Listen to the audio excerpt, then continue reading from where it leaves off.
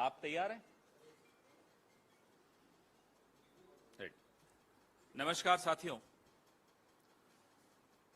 आज जो कहानी मैं आपको सुनाने जा रहा हूं वो गुजरात के एक ठग की कहानी।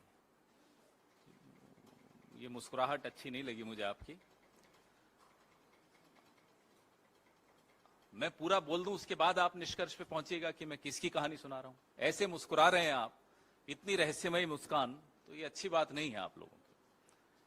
तो गुजरात के इस ठग को आप लोगों में से कुछ साथियों ने पीएमओ का ठग भी कहा है। मैं अपनी प्रेस वार्ता शुरू करूं, मैं अपने साथी से निवेदन करूंगा कि एक छोटा सा वीडियो आपको, तैयार हैं आप? छोटा सा वीडियो आपको दिखाएं before I start my press conference on this man who is the thug from Gujarat. Some of you have also called him a thug who is representing the PMO, misrepresenting the PMO. The video.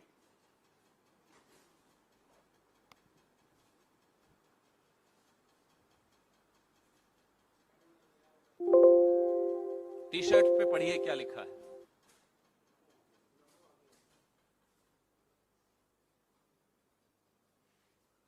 थोड़ा ये बढ़ा सकते हैं इसको? दिख रहा है ना? ये भारतीय जनता पार्टी की सदस्यता जो उनकी है वो, ये जो फटका इन्होंने बीजेपी का पहना हुआ है वो, ये कश्मीर में जब ये जाते हैं तो धन्यवाद देते हैं मोदी जी को कि मोदी जी आपने मुझे मौका दिया मिशन कश्मीर डेवलपमेंट में भागीदार बनने के लिए। ये मोदी जी की किताब कश्मीर में वो लोगों को बांट रहे हैं, वहां के रसूखदार लोगों को। और इस पे रोकिए जरा।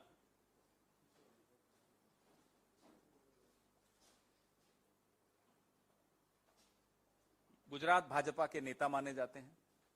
आगे बढ़ाइए, आगे।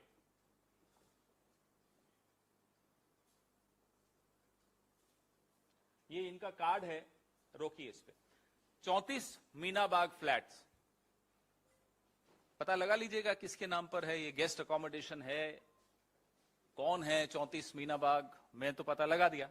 अब थोड़ा आप भी मेहनत करिए, सारी मेहनत मैं थोड़े करूंगा।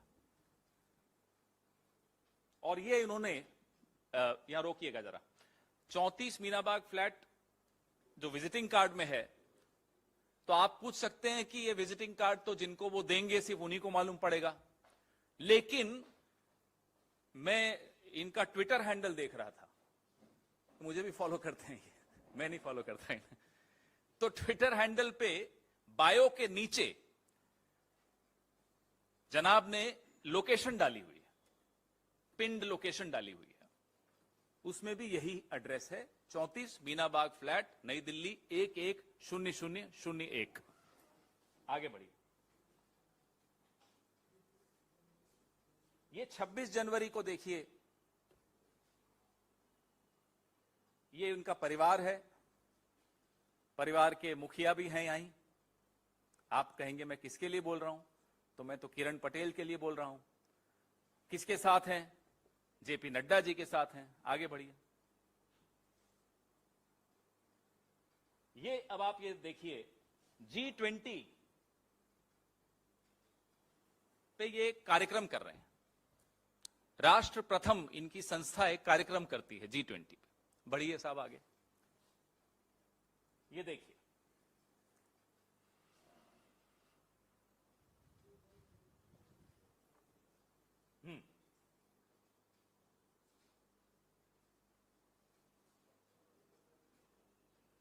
हो गया?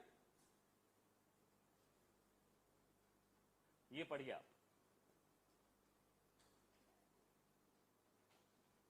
राष्ट्र प्रथम परिवार,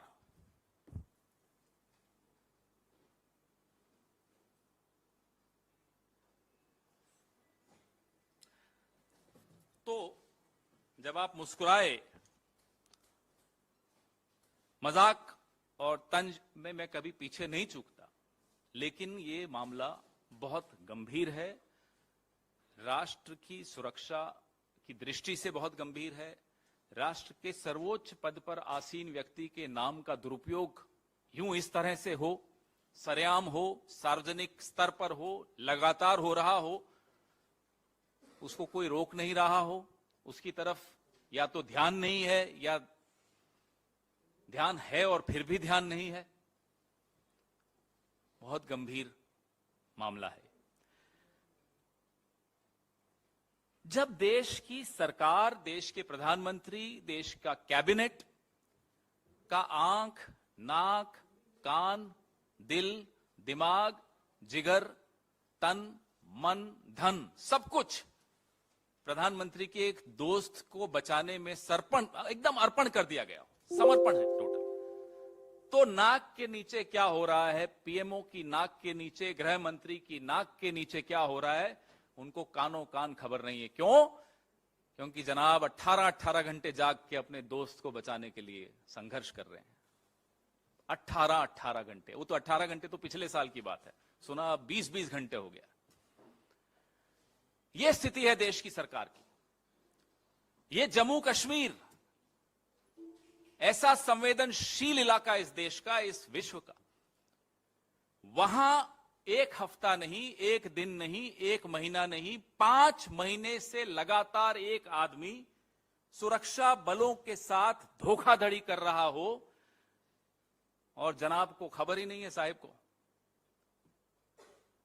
सवाल यह उठता है, यह है आपका सूचना तंत्र, यह है आपका इंटेलिजेंस मैकेनिज्म, जिसको 5 महीने लग गए ये पता लगाने में कि आपके नाम का दुरुपयोग संवेदनशील इलाकों में हो रहा है।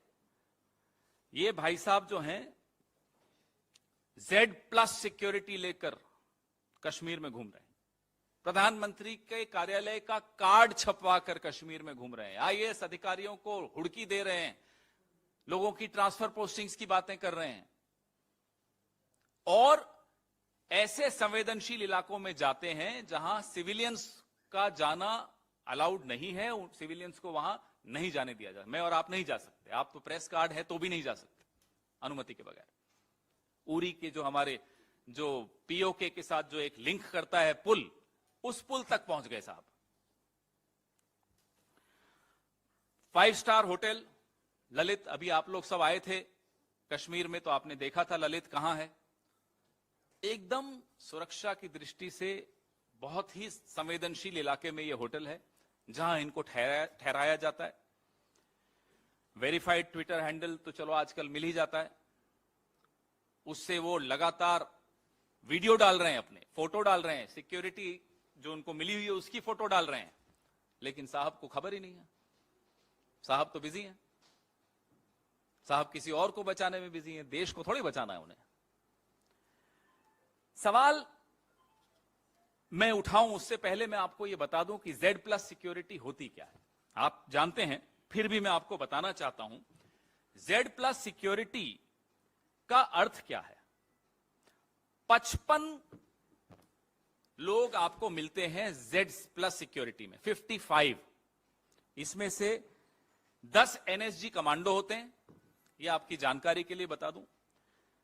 10 आर्म्ड स्टैटिक गार्ड्स होते हैं, 6 PSOs राउंड द क्लॉक मिलते हैं, 24 सिपाही मिलते हैं, 2 एस्कॉर्ट्स राउंड द क्लॉक जो गाड़ी आगे चलती, 5 वॉचर्स जो निगरानी रखने के लिए 2 शिफ्ट्स में 5 मिलते हैं, 1 इंस्पेक्टर या सब इंस्पेक्टर, 6 फ्रिस्किंग और स्क्रीनिंग पर्सनल, जो कोई भी मिलने जाएगा इस भाई साहब से, इनसे जो कि अपने आप को पीएमओ का बताते हैं, उनकी फ्रिस्किंग करेगा कि कहीं वो वेपन तो नहीं ले जा रहे या कोई ऐसा हथियार तो नहीं ले जा रहे।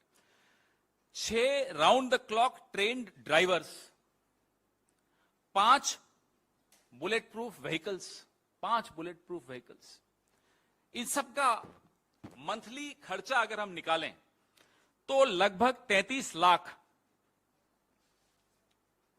और ये Z+ सिक्योरिटी आज की तारीख में इस देश के 40 लोगों को मिली। ये महत्वपूर्ण तथ्य हैं जो आप सबको जानने चाहिए। आपको मालूम है कि किस किस से इन्होंने सिक्योरिटी वापस ले ली थी। हमारे कांग्रेस के भी कई नेता थे, उनसे Z+ वापस ले ली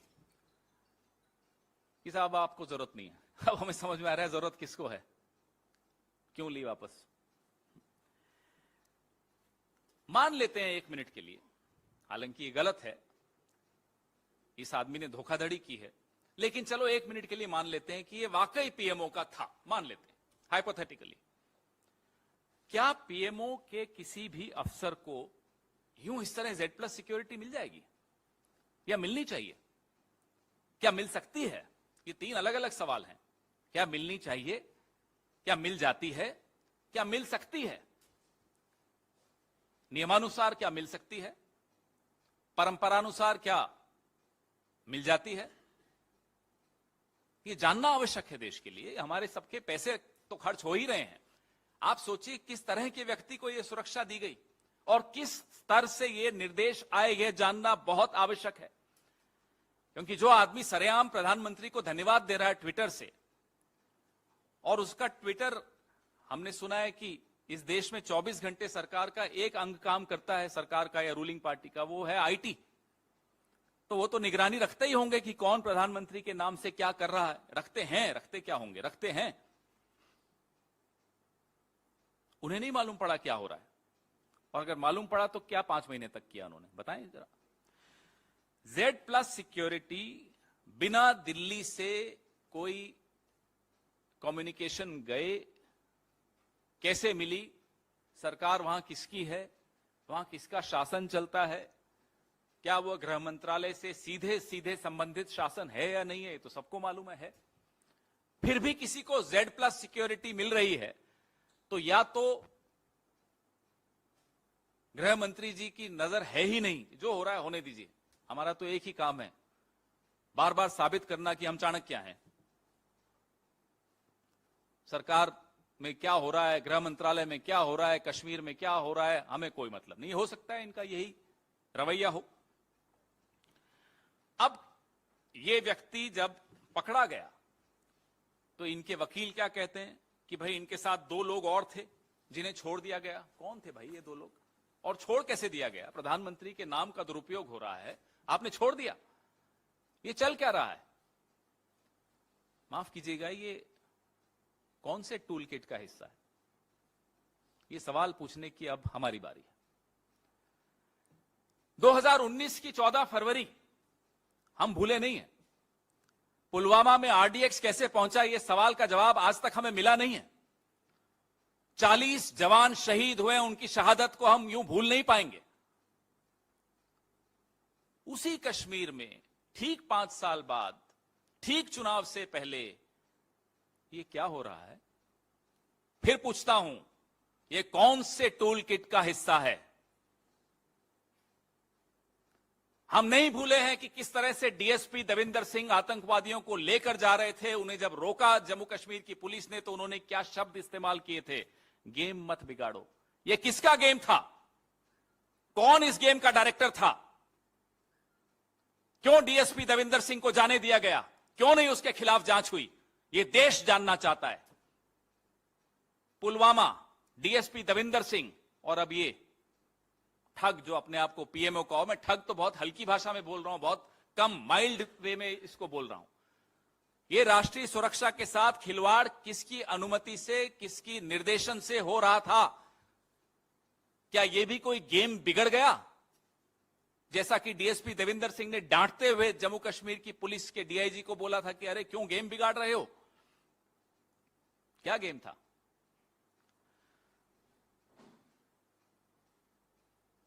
गिरफ्तारी के वक्त DIG को डांटा था, मत भूलिएगा। एक DSP DIG को डांट रहा है। और आज मैं आपसे पूछूंगा तो आप भी मुझसे पूछेंगे और हम दोनों के पास जवाब नहीं होगा। और सरकार से ना आप पूछेंगे ना सरकार जवाब देगी कि DSP देविंदर सिंह कहां है? Where is DSP Devinder Singh? What is this tool kit going on?